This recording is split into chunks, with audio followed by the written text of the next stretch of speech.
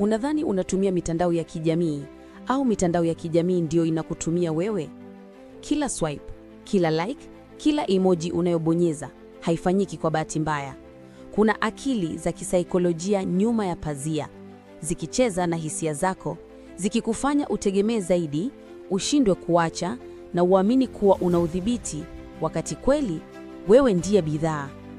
Leo nitakuonyesha siri 7 za kisaikolojia giza ambazo kampuni kubwa za mitandao kama Instagram, TikTok, YouTube, X ani Twitter na Facebook zinazitumia kukudhibiti bila wewe kujua. Na ukibaki hadi mwisho wa video hii, nitakuonyesha namna unavyoweza kuvunja minyororo ya kisaikolojia na kurejesha udhibiti wa akili yako.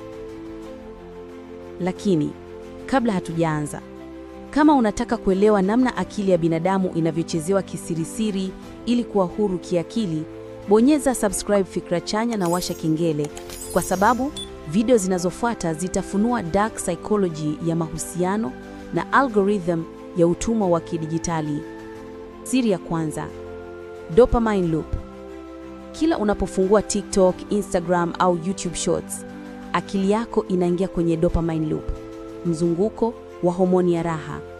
Unapopata like au comment, ubongo wako unatoa dopamine, kemikali ile ile inayotolewa unapokula kitu unachokipenda, unapocheka au unapocheza kamari. Kampuni hizi zinajua kitu kimoja: uraibu wa dopamine ni faida kwao. Kwa hiyo algorithm zimeundwa kuleta video inayofuata inayo kidogo bora zaidi au kidogo yenye mshtuko zaidi. Ni kama psychological slot machine. Unabonyeza, unapata kidogo, unataka zaidi.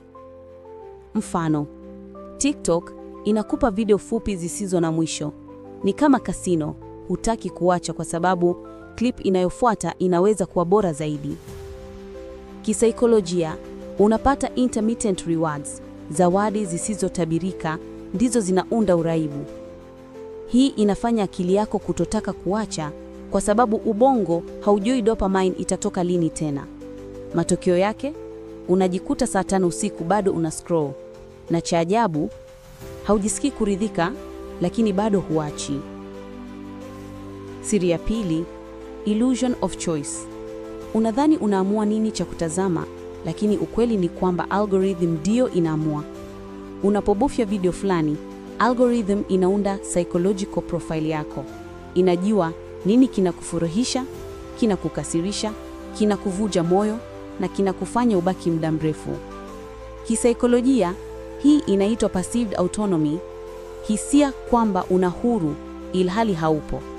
Kama mtoto aliyepewa menu ya kuchagua kati ya chips au chips na mayai, bado ni mpango mmoja. Mfano, unadhani unatazama maoni tofauti.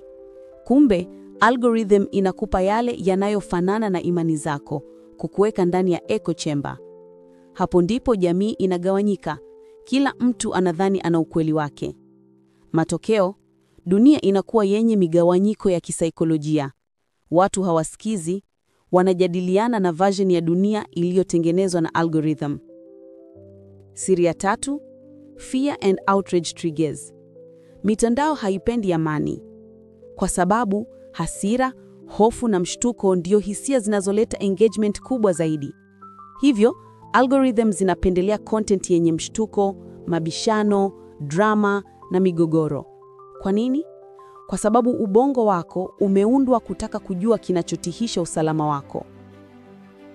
Mfano, habari mbaya inasambaa mara 6 kuliko habari njema, na tweet yenye hasira hupata mara 4 zaidi ya retweets. Kisaikolojia, hii inaitwa negativity bias. Akili yako inakumbuka zaidi mambo hasi. Mitandao inaitumia kwa kibiashara. Matokeo yake, unakuwa mraibu wa drama. Kila mara unataka kuona nani kapigana, nani kafutwa, nani amefeli. Hapo ndipo akili yako inachoka, lakini bado unarudi kesho. Siri ya 5: social validation trap. Like moja, comment moja ni kama kumea kwa ego yako. Mitandao imeunda msimu wa kutegemea ku-approve ya wengine ili ujisikie mwenye thamani. Psychological principle: operant conditioning, tabia nzuri, kuposti picha, video inazawadiwa na likes. Kwa hiyo, ubongo unaunganisha thamani binafsi na thamani mtandaoni. Mfano, mtu akikosa likes anahisi kama hajapendwa, anaanza kujilinganisha na wengine, na hapo huzuni na anxiety zinaanza. Matokeo, kizazi kizima kimefungwa kwenye mtego wa validation, kupenda kuonekana zaidi ya kuwa. Siri ya 6, endless scroll na time dilation. Unapo scroll, hakuna mwisho. Hii imeundwa kimakusudi ili ubongo usitambue kwamba muda unapita. Ungeona page moja ya 100, ungechoka, lakini infinite scroll inavunja uwezo wa ubongo kutambua mwisho. Kisaikolojia, hii inaitwa state hijacking. Wanakupatia hisia ya continuous engagement, unashindwa kujitenga.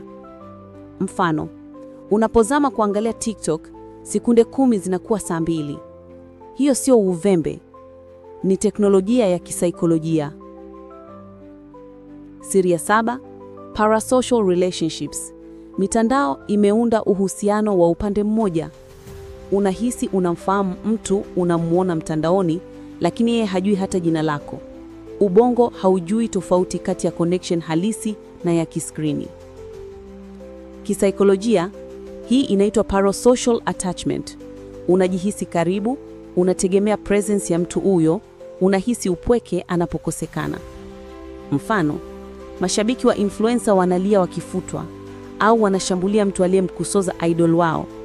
Hii si ujinga, ni programming ya kisaikolojia. Matokeo, watu wanapoteza uwezo wa kuunda mahusiano halisi. Wanaishi kupitia maisha ya wengine. Siri ya 7, data manipulation na predictive control. Mitandao haikusomi tu, inakutabiria. Kila unachobofya, kuandika au kutazama kinaunda digital twin yako. AI, algorithms zinajua kabla yako nini utataka kuangalia kesho.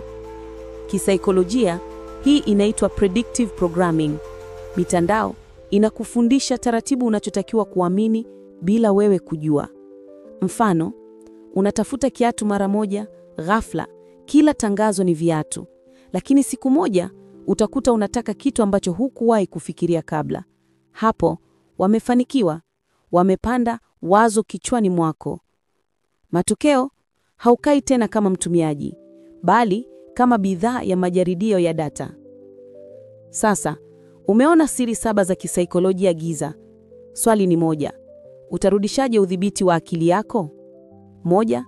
Weka muda maalum kwa kutumia mitandao, digital detox. 2. Futa apps zinazokuletea anxiety au kulinganisha. 3. Fanya kitu halisi kila siku. Soma, tembea, zungumza ana kwa ana. Kumbuka, wewe si content, wewe ni akili inayounda content. Kama video hii imekufungua macho, like hii video, share kwa watu 3 na subscribe Fikra Chanya. Asante kwa kutazama, tukutane tena kwenye video itakayofuata.